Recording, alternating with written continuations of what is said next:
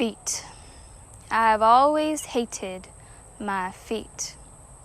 The way they look, the way they smell, the way they swell. If I spend too long in the heat, I've always hated my feet. My toes hidden beneath closed shoes. I've spent fortunes going to the salon, getting paint put on, hoping that a little splash of color would make them more presentable, but I always knew it to be somewhat of a charade because the way my feet were naturally made was ugly. For lack of a better word, they are simply not poetic. They sometimes get hairy, they turn red when I shower. Their width often prevents me from being able to wear cute shoes, but it's not their fault. They didn't choose to look this way. It's how they were made, and I was okay with this until the day you told me you wanted to use my feet. I argued with you. I wanted to refuse. Why would you take the least presentable part of me, my worst trait, and use it? Why not my hair or my mouth or my eyes? Those are fine, but my feet? What could you possibly want with my feet?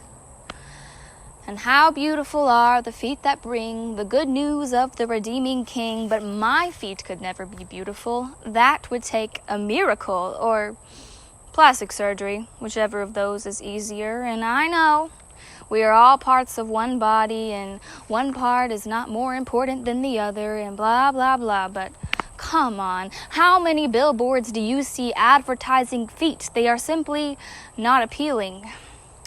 And I know that you washed feet, but that was because they were dirty, and that was degrading. Even you knew that feet were of low class. Now, I've worked hard on my face and my hair. Don't you think you could do something there? Just not my feet. Anything but my feet. But from my cloud of complaints, I hear you say, my people need to know, and I have made your feet to go. So do not question what I have planned. Do not discredit the work of my hands.